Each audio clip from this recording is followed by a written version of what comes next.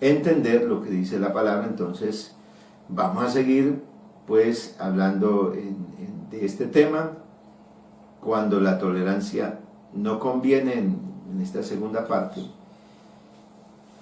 Y así entonces vamos a dejar que el Señor obre. Hoy tendré que salir más rápido, porque tengo algunas reuniones ahorita en las horas de la mañana, entonces hay que estar atendiendo todas las cosas que el Señor nos ha puesto que hagamos. Entonces les invito para que pues leamos la palabra del Señor, y quiero leer el versículo número 6 del capítulo 5. ¿No es buena vuestra jactancia? ¿No sabéis que un poco de levadura leuda toda la masa? Limpiaos pues de la vieja levadura, para que seáis nueva masa, sin levadura como lo sois, porque nuestra Pascua, que es Cristo, ya fue sacrificada por vosotros. Así que celebremos la fiesta, no con la vieja levadura, ni con la levadura de malicia y de maldad, sino con panes sin levadura, de sinceridad y verdad. Oremos que el Señor nos hable en esta hermosa mañana. Él nos dé la palabra que necesitamos comprender, que necesitamos recibir. Y Él está dispuesto a hacer cosas muy grandes en nuestra vida. Eterno Dios y Padre Celestial, te doy las gracias, bendito Señor Jesucristo, por esta maravillosa oportunidad que el Señor Dios del cielo me ha dado para ahora ser el vaso que predique, que lleve este mensaje. Úsame ahora a favor de todos los que están oyendo allí, Señor, que esta palabra gloriosa, que tiene vida, que tiene autoridad, Señor, pueda transformarnos, pueda llevarnos, oh Dios, a una relación íntima con el Señor, a vivir una vida, Señor, de dependencia, y una vida, Señor, que en verdad podamos vivir en el Espíritu Santo. En el nombre del Señor, bendiga a los que oyen ahora, a la iglesia, a los amigos. Oh Señor, en el nombre de Jesucristo, te doy las gracias. Amén y amén. Bueno, vamos a continuar entonces con este tema que suscitó y despertó la alarma, y precisamente la alarma se despertó en otro lado, no en los que estaban pasando la situación, sino en el apóstol Pablo, cuando fue enterado de la situación que se vivía al seno de la iglesia de Corinto.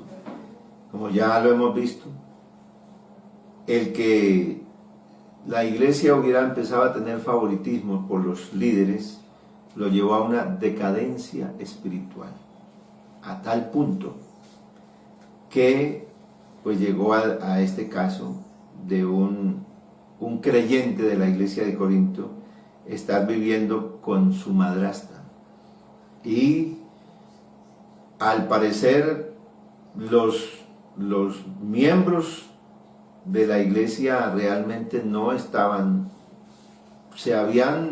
habían estado tolerando tanto la situación que empezaron a verla como una normalidad, como puede ocurrir ahora en la vida de algunas personas, porque a mí me preocupa, y siempre lo enseño.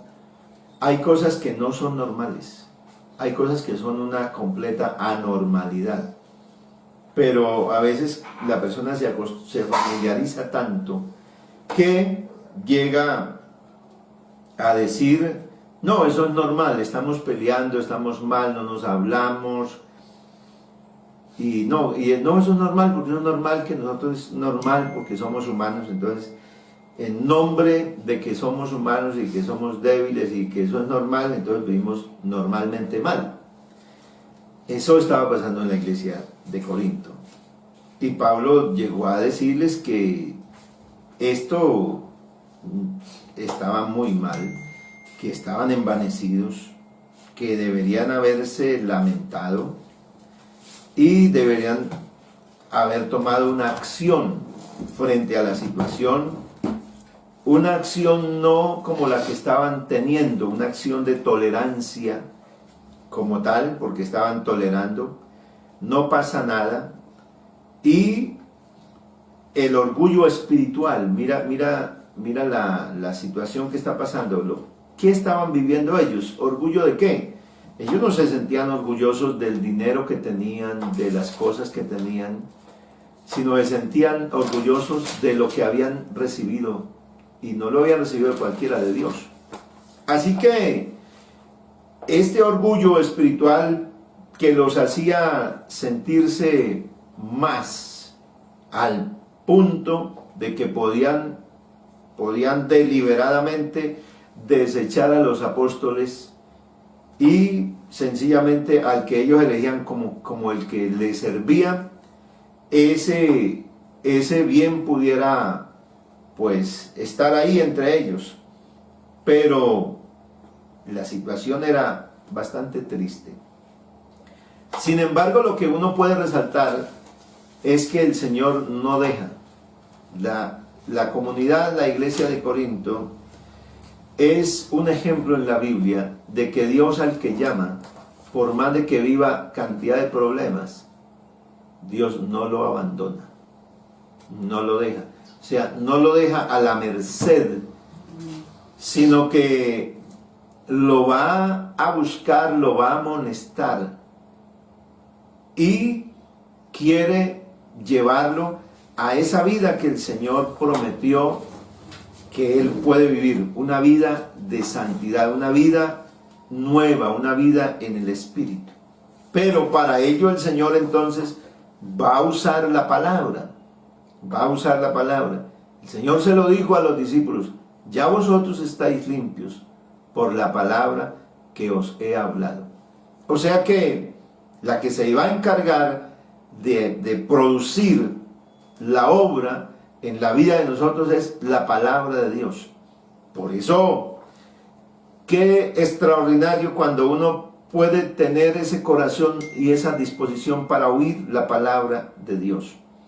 Así que, ¿qué corrige el apóstol San Pablo? Corrige en la iglesia el envanecimiento espiritual, sentirse y creerse imperfectos por los dones que tienen, cuando su conducta deja decir mucho, deja de qué hablar, y en lugar de estar más bien quebrantados y humillados en la presencia de Dios, orando para que tales cosas no se dieran al seno de la congregación, ellos no habían tomado acciones. Por lo tanto, Pablo sí toma acción, aunque está ausente, pero él toma acción y dice: no, un caso así no se puede tolerar.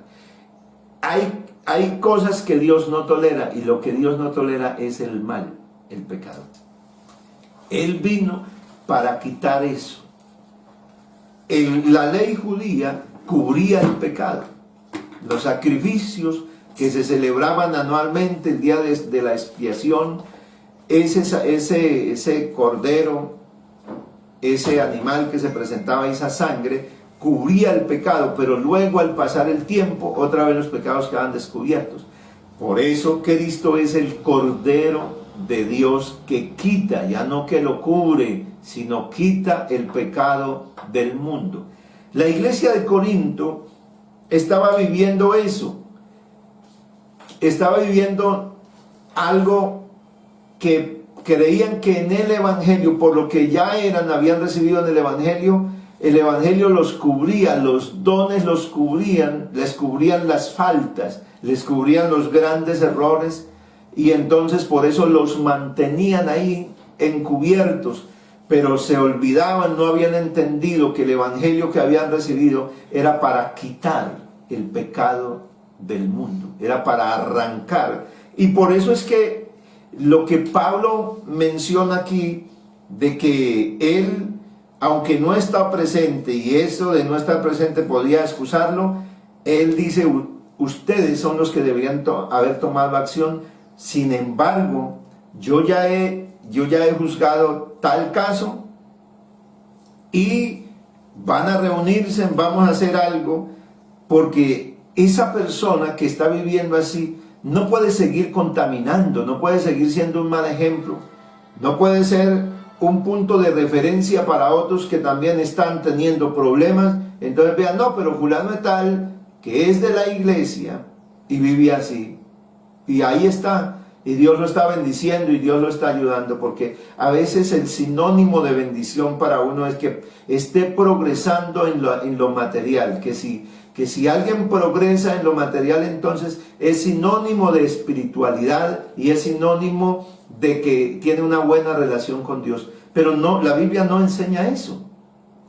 Ese era el concepto judío de bendición. Para el judío, el concepto de bendición era que si todo estaba marchando bien, entonces había completa relación con Dios. Pero un día Dios tuvo que decirles, ya estoy cansado de las ofrendas, de los sacrificios, de todo eso que me están ofreciendo. Ya no quiero más eso, no quiero más sangre de animales, no quiero más altar, no quiero más. ¿Por qué? Porque desde la coronilla hasta el dedo gordo hay hinchazón y podrida llaga. O sea, un pueblo que estaba todos los días celebrando culto, el Señor le dice, en lo espiritual, en su ser espiritual, en su comunión conmigo, el pecado los agobia desde la coronilla hasta el dedo gordo. Así que no había, y dice, no hay cosa sana en él, no había nada.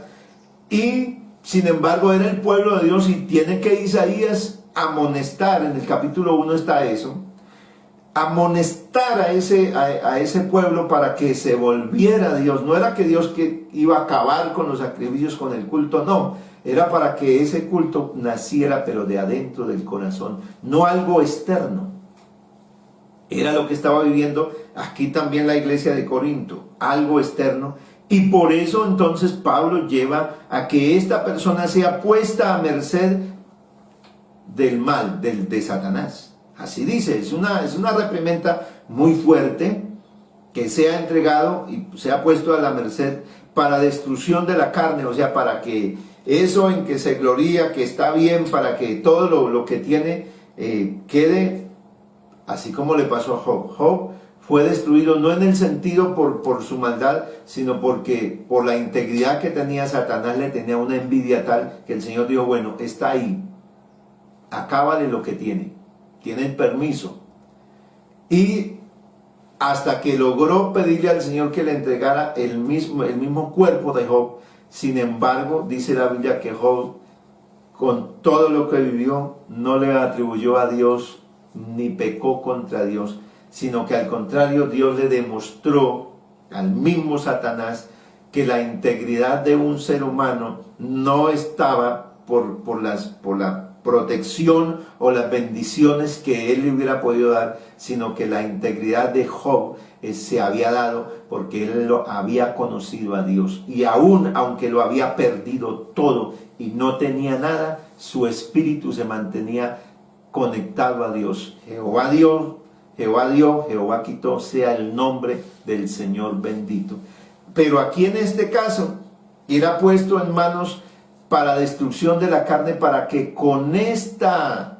para que se rompiera esa relación que tenía como estaba viviendo en ese caso tan aberrante, y pudiera llegar a tener de verdad un arrepentimiento y volviera al Señor humillado, que era lo que no se estaba viviendo en ese momento en muchos de los creyentes. Eso de humillarse y de reconocerla no estaba pasando, pero tenía que pasar, y tenía que haber un escarmiento como tal, y el Señor lo hizo a través de Pablo y de un grupo de hermanos allí que hicieron eso y pusieron a esta persona así, le hicieron un juicio de esa manera, y esto iba a llevar que esa persona llegara también a ser salva. Mire la misericordia de Dios. Era para que esa persona llegara a tener la salvación. No era que se iba a morir ahí, porque en la segunda carta a los Corintios, en el capítulo 2, me habla de ese caso. O sea, esa reprimenda que vivió, el apóstol Pablo llama a la iglesia a poner otra vez, a mirar a ese hermano y a traerlo, a extenderle los brazos, porque fue contristado y esa persona llegó a volver otra vez al seno de la iglesia. Entonces, aquí el Señor estaba mencionándole a la iglesia que no era bueno. O sea, no es bueno esa jactancia. Y viene y le dice, ¿no sabéis que un poco de levadura leuda toda la masa? Lo lleva a una reflexión. ¿No sabéis? O sea, el ser indiferente. Porque lo que estaba pasando era que habían tolerado y estaban tolerando. Eso era lo grande, lo escandaloso, lo bochornoso que se estaba viendo, pero había una cantidad de cosas que las va a describir más adelante y que el capítulo 6 se va a encargar de detallarlas. Pero mire que cuando una persona, uno como cristiano, empieza a tolerar algo malo en la vida de uno, que le parece que es normal, ¿hasta dónde lo puede llevar? Lo puede llevar a perder de verdad su sentido, sus cabales espirituales, la sobriedad espiritual. Porque en el Señor Dios le da a uno una sobriedad espiritual, o sea, una madurez espiritual, una relación perfecta con Dios. Y ellos estaban viviendo esa etapa donde no se estaba viviendo la espiritualidad en los creyentes. Se demostraba con dones y con cosas y con milagros, porque allá seguían sucediendo cosas, pero su ser no estaba pasando nada. Entonces, el ser indiferente los había llevado ¿a qué? A compartir, porque estaban compartiendo con esa persona sin dárseles nada. Compartían, no pasa nada. Está haciendo algo, pero no pasa nada. Él es un muy buen hermano. Había puesto la palabra de Dios y la conducta de lo que es los principios de la fe cristiana estaban siendo puestos en tela de juicio. Estaba estimulando a que muchos creyentes que tenían situaciones para nada mejoraran, sino que siguieran lo mismo. Por eso es que Pablo lleva a que la iglesia, a que tengan que decirle de esta manera, dice, no es bueno, vuelve a resaltarle, no es bueno vuestro orgullo. Es una fatalidad lo que está pasando, porque mire hasta dónde están permitiendo que lleguen los creyentes con ejemplos tales como este. Y por eso entonces les habla de la levadura. Un poco de levadura, porque eso era conocido. Ellos, toda la gente de la época y hasta hoy, se tiene que usar la levadura para ponerla en la harina para amasar el pan. Entonces Pablo dice, limpiaos pues de la vieja levadura, para que seáis nueva masa. Limpiaos pues de la vieja levadura. Quiere decir, cuando habla de la vieja levadura, como está trayendo y hace una alusión también está recordando Pablo la salida de Israel de Egipto, que salieron con la masa. Y ellos celebraron, la masa no se pudo subir porque la masa tiene que tener le hacen todo ese proceso y la tienen que dar un tiempo de reposo, pero por la salida urgente de Egipto, la masa no se pudo, la masa que iba ya preparada de los israelitas no pudo sino se quedó como si fuera un pan sin levadura. Y el Señor trajo esto, permitió todo esto para dar una enseñanza, porque la fiesta de Pascua empezó a celebrarse junto con la fiesta de los panes sin levadura. Y eso traía a la memoria, enseñaba que la enseñanza que daba esa celebración de los panes sin levadura es que Israel debería sacar toda levadura, o sea, todo recuerdo de Egipto, tenía que sacarlo para hacer nuevo, para hacer lo que Dios quería, un pueblo de Él, el pueblo que iba a salir a celebrarle culto, pero tenía que dejar a Egipto. Los problemas de Israel fue que salieron de Egipto, pero su corazón se quedó en Egipto. Porque cada vez que se encontraban con una dificultad, ellos evocaban el tiempo donde estaban allá y decían, nos acordamos de esto, de la carne, de la cebolla, de los puerros, del ajo, de todo, y se acordaban y deseaban volver allá. Es más, en espíritu se volvieron a Egipto. Pero el Señor, eso de los panes sin levadura, esa fiesta que se seguía y se celebró, y que todavía hoy los judíos la celebran, estaba hablando de que había que dejar todo el recuerdo de Egipto, todo lo de la vida pasada, la vieja vida había que quitarse, no podía existir más levadura. Los corintios estaban permitiendo otra vez que las costumbres paganas en las cuales nacieron y vivieron siguieran haciendo carrera en la vida de ellos. Simplemente habían cambiado de credo.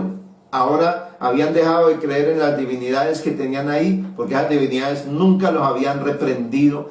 Esas divinidades en las cuales creían les aprobaban sus conductas inmorales, sus conductas de maldad, y no pasaba nada. Pero ahora habían conocido al Dios vivo y no les iba a tolerar ese tipo de comportamiento, por eso los iba a corregir. Por eso entonces, limpiaos de la vieja levadura para que seáis nueva masa, sin levadura como lo sois, porque nuestra Pascua, que es Cristo, ya fue sacrificada por nosotros. Aquí entonces va a llevar la fiesta de Pascua. Entonces la fiesta de Pascua es donde el pueblo tiene que tener claro ahora, ya no el cordero que sacrificaban, que inmolaban los judíos, el pueblo de Israel, sino ahora Cristo, el que fue entregado. Entonces, cuando se habla de Cristo, que ya fue sacrificado por nosotros, está hablando que el que podía derrotar al pecado, lo hizo.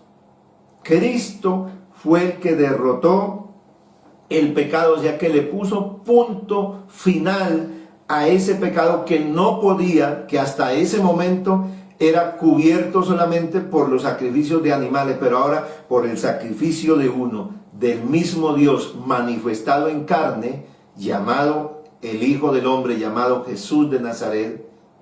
Él era el que le pudo poner final a eso que el hombre no podía vencer, que era el pecado. Cristo venció el pecado y nos aseguró la victoria más grande. Entonces, de ahí es que lleva el apóstol a pedirle a la iglesia que por favor hay que limpiarse, hay que sacar esa levadura. Eso que los estaba contaminando a ellos, había que sacar la levadura, porque ya Cristo, que era nuestra Pascua, ya había sido sacrificado, y entonces podíamos celebrar fiesta. Era que se tenía que celebrar fiesta. Dice, así que celebremos la fiesta, no con la vieja levadura, ni con la levadura de malicia y de maldad. Hay una invitación a celebrar. Pablo les está llamando, y cuando dice, así que celebremos la fiesta, está diciendo ¿cuál? La de Cristo, el triunfo de Cristo, la nueva vida en Cristo. Debe ser algo que se viva día a día. Está hablando, cuando habla de celebrar fiesta, está hablando de algo que es perenne, que va a ser continuo. Porque la vida espiritual no puede ser de momentos. La vida espiritual no puede estar combinada, como ya lo he mencionado, a que íbamos al templo el martes, el sábado, el jueves, el domingo, y allá en el templo todo el mundo santo. Allá en el templo todo el mundo excelente, pero afuera, porque se nos metió la mentalidad que nosotros también, de alguna manera, algunos clientes terminaron honrando el templo. Por eso, hasta el templo se mandó que se tenía que tener reverencia, pero eso lo enseñó la iglesia tradicional, Roma. También se pegó del culto judío y llegó, y por eso Roma enseña a que cuando se pasa por frente a un templo, la gente le venera hasta el templo. Y la gente que salió de allá, entonces llegó a la iglesia y ahora también veneraba las paredes. Pero no, el templo es este. Esto fue lo que le enseñó el Señor a la iglesia de Corinto. ¿No sabéis que sois el templo? ¿Por qué? Porque es que si alguien está conmigo, y ese que está conmigo fue el que me libró, el que me libertó, el que hace maravillas, todos los días está conmigo, no nos ha dejado. Entonces, ¿qué hay que vivir una vida de santidad, hay que vivir una vida que agrade a Dios. ¿Cuándo? Todos los días. Celebremos. Digo pues, andad en el Espíritu y no satisfagáis los deseos de la carne. ¿Cómo entonces se podía vivir una vida, y se puede vivir una vida en el Espíritu? Dice, andando, o sea, viviendo en lo que Dios me enseña, en lo que Dios me muestra, en lo que Dios ya me dio, viviendo eso que el Señor me enseñó. Vosotros sois mis discípulos. La palabra del Señor llama a los discípulos que sois verdaderos discípulos, los va a llamar discípulos, los va a llamar seguidores si guardan la palabra, si la guardan. Si siguen la palabra, van a ser verdaderos discípulos, verdaderos seguidores. Aquí entonces hay un llamado por la palabra, eso dice Gálatas, que andemos en el Espíritu y no le demos rienda suelta a los deseos de la carne, que era lo que estaba pasando. En la iglesia de Corinto estaba pasando eso. Celebremos la fiesta, o sea, vivamos la vida del Espíritu, la vida de Dios. ¿Para qué? Para que no haya lugar a la mezcla, que la levadura de la vida pasada, que todas las prácticas de la vida pasada sigan en la vida de uno como si nada, y uno no se dé por apercibido de cómo está, sino que simplemente se contente con que yo le canto al Señor, que me madrugué a orar. Eso sí, oré, pero después de toda esa mañana, una hora de oración, al rato estoy maldiciendo, al rato estoy hablando mal de las personas, del prójimo, y estoy desdiciendo del gobierno, y estoy al mismo nivel que cualquier otro ser humano. Dice la palabra: celebremos la fiesta no con la vieja levadura, ni con la levadura de malicia y de maldad. Usa dos términos aquí que son diferentes. En el idioma original tienen un significado diferente. Habla entonces de dos rasgos, de dos cosas de la naturaleza humana, o sea, de la vieja levadura. ¿Cuál? La malicia y la maldad. Son diferentes. Malicia y maldad. ¿Qué significa eso? Dice, no con la levadura de malicia y de maldad, sino con panes sin levadura, de sinceridad y verdad. Contrastes. Aquí hay dos contrastes que presenta el apóstol. Porque malicia significa el deseo y el esfuerzo de perjudicar a un prójimo, a otra persona, o un vicio deliberado. Eso significa en el idioma original, malicia. Porque malicia es cuando se piensa y se habla mal. Esa es la malicia. Hay gente que se acostumbró, que su vida normal es hablar, o sea, sucede algo, porque la Biblia dice, de la abundancia del corazón habla la boca. hay personas que se acostumbró a hablar y a mirar una cantidad de situaciones y a imaginarse. Malicia como tal es hablar mal de otra persona sin conocer. Simplemente ve algo y dice, uy, se imagina, yo lo vi. Y empieza toda esta cantidad de cosas a posesionarse en la vida del hombre, porque eso hace parte de la vieja naturaleza, de lo que el hombre vivía antes. Y esa malicia todavía en la iglesia de Corinto estaba el señalamiento. Allí había eso.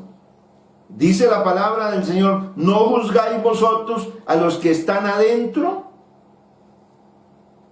¿Qué era lo que hacían?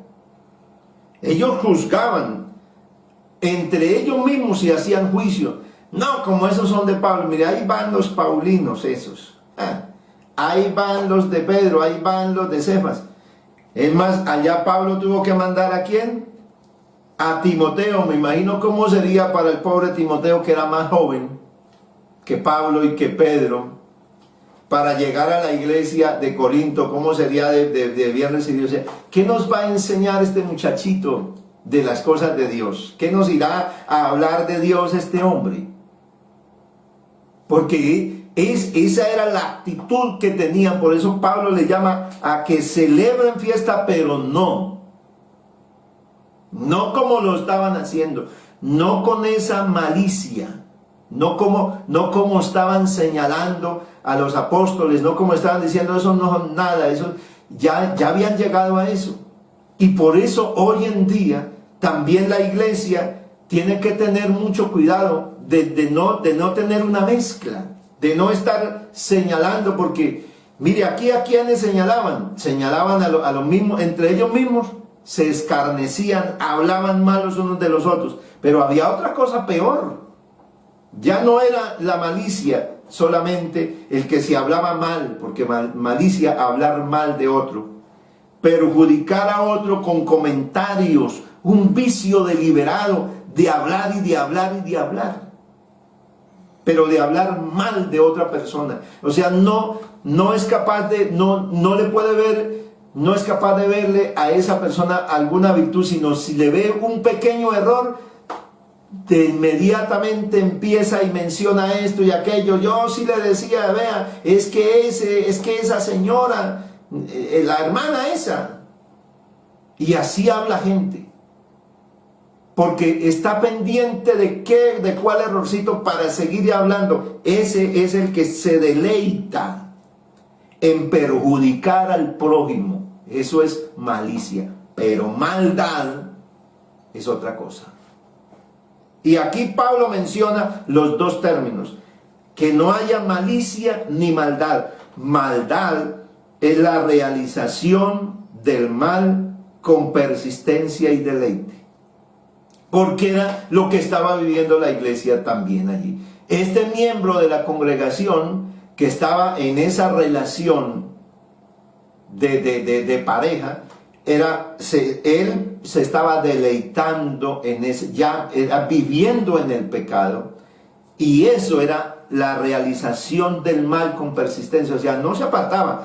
Ya era en lo práctico de la ejecución de una cosa que era horrible, que era dañina.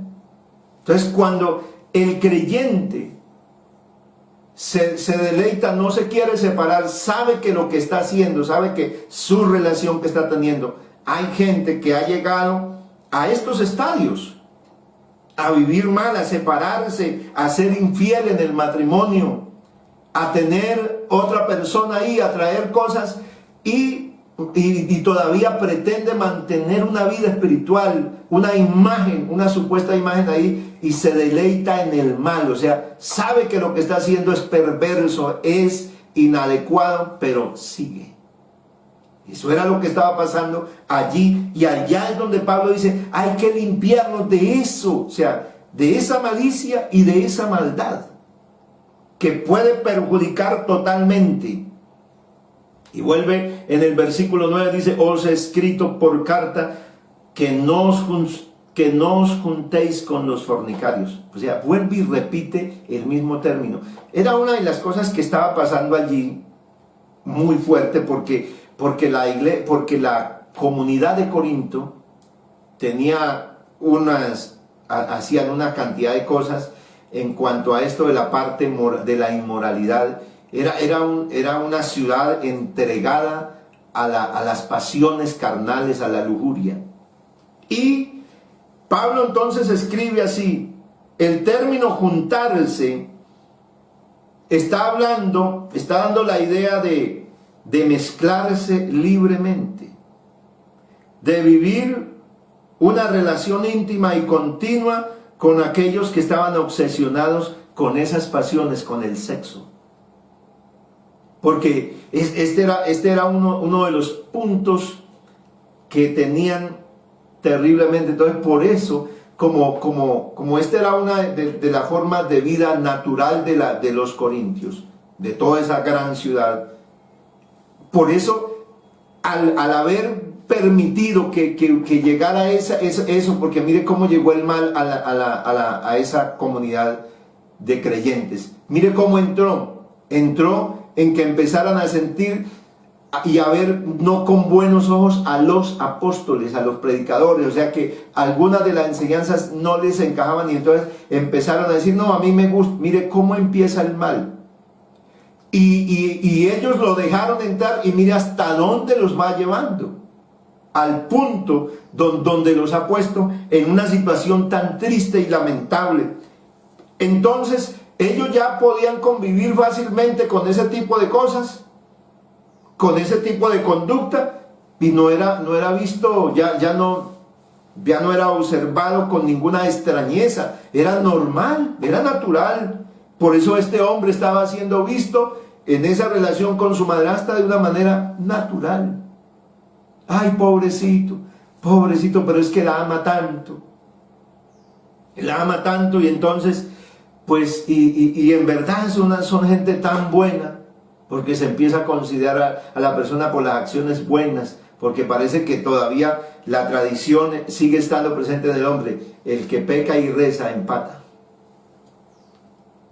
Pero Pablo está diciendo que eso de juntarse, que no os juntéis, está hablando de quién, de aquel que deliberadamente, libremente comparte, tiene una relación íntima con aquellos, o sea, no le interesa cómo vive la persona, no corrige eso. Ay, no, pues no hablemos de eso en este momento, pero no, sigamos las cosas del Señor, aunque esa persona está totalmente corrompida, no hace nada. No absolutamente con los fornicarios. Vuelve a mencionar el versículo 10, de este mundo, o con los ávaros, o con los ladrones, o con los idólatras. Pues en tal caso, os sería necesario salir del mundo. No les estaba señalando que era que no podían tener relaciones de comunidad como tal, con todo ese grupo de personas, porque precisamente ellos habían salido de una comunidad así. Pero lo que Pablo estaba tratando de enseñarles era, por favor, no pueden seguir teniendo comunión, no pueden seguir viviendo con una relación igual como la que vivieron antes, porque de allá fue que salieron. No les estoy diciendo que entonces no se junten más con ellos, sino no tengan esa relación íntima, esa aprobación, porque lo que estaban haciendo ellos, porque por ahí hay un dicho que el que calla otorga. Usted lo ha escuchado, ¿no? El que calla otorga. El callar es el permitir que tantas situaciones así dañinas siguieran en la vida de esa comunidad de creyentes. Estaba dándole una cierta carta, le estaba aprobando como tal, lo estaba aprobando. Y eso estaba sucediendo. Y Pablo era lo que buscaba el Señor a través del apóstol. Estaba buscando, dice, por favor, con ellos ni siquiera comáis. O sea, no participe de esas cosas. Definitivamente sepárese de eso. Porque ¿qué razón tendría yo para juzgar a los que están afuera? Ahora Pablo va a decir que él está haciendo un juicio, sí. Él está diciendo, yo estoy corrigiendo, yo estoy llamando la atención a la iglesia. ¿Y qué? O sea, ¿cuál sería mi mérito? Qué justo sería que yo empezara a llamar a toda la comunidad de Corinto a decirle que no vivan así, que no sean borrachos, que no sean ladrones, que no sean fornicarios, si todos ellos viven así. Entonces, ¿yo para qué voy a meterme a hacerle un llamado de atención a ellos?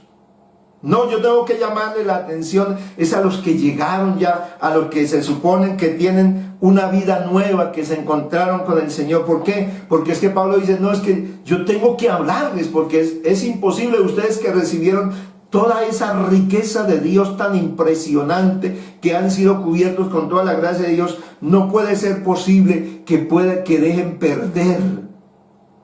No puede ser posible que se aparten de lo divino, que por seguir con esa conducta lleguen a una vida así. Por eso Pablo dice, ¿qué razón tengo yo para juzgar a los que están afuera? Ninguna. ¿No juzgáis vosotros a los que están adentro? Y ahí es donde resalta que ellos sí así evaluaban, sí consideraban, o sea, sí eran capaces de ver en los demás los errores, pero nadie se corregía. Eran capaces de hablar de los demás, pero ellos seguían viviendo una vida igual. Porque a los que están afuera, Dios los juzgará. Y aquí concluye, a los que están afuera, Dios los juzgará. Quitad pues a ese perverso de entre vosotros. O sea, termina diciendo, bueno, esto, tienen que tomar bájenlo del trono donde se encuentra, creyéndose lo que no es, y que está causando grande mal a los creyentes incrédulos. Pero en una forma indirecta, les está hablando de tomar acción fuerte frente a un caso en particular, de aquel hombre que está en una relación de esa clase. Le está hablando directamente, pero indirectamente le está diciendo, ustedes también necesitan bajarse. Porque le dice, no es buena vuestra jactancia, limpiaos pues de la vieja levadura. Quítese esa malicia y esa maldad y celebremos cultos, celebremos una vida esa que Dios nos dio, una vida de andar en el Espíritu, esa vida de santidad. Celebrémosla, y allá nos está llevando a ¿qué? A humillarse. Ese estado en que estaban viviendo ellos eran por falta de humillación a Dios. Que en esta mañana el Señor nos ayude para que nuestra vida se pueda rendir a Dios, nos humillemos al Señor y dejemos que la maravilla y la obra de Dios, porque yo no puedo ver otra cosa. ¿Cómo es posible que pueda haber una iglesia que tenga toda esta cantidad de errores, toda esta cantidad de fallas, y el Señor nos siga amando? O sea, ¿cómo es el amor de Dios tan grande y la bondad de Dios tan grande para con nosotros? Para que nosotros veamos entonces y consideremos y nos estimulemos los unos a los otros al amor. ¿A qué? A una vida de verdad, de sinceridad. Que cuando alguien te llegue a ti con toda esa cantidad de cosas, porque eso es lo que Dios nos está diciendo, cuando alguien usted lo vea en la iglesia que es así, o usted se le une a él a hablar del otro hermano, del líder, miren al líder que pusieron este año que no ha hecho nada, miren no sé qué más, miren a la hermanita esa que está ahí dirigiendo a los niños que no sabe nada, o usted se le une a ella, o usted va a corregir eso.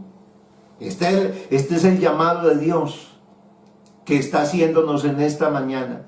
O usted va a seguir esa vida pasiva sin hacer nada frente al mal que está pasando y que está destruyendo al hermano y que viene y te destruye a ti, porque viene y te habla y usted también empieza a participar de esas conversaciones, porque las malas conversaciones corrompen las buenas costumbres, dice la palabra del Señor.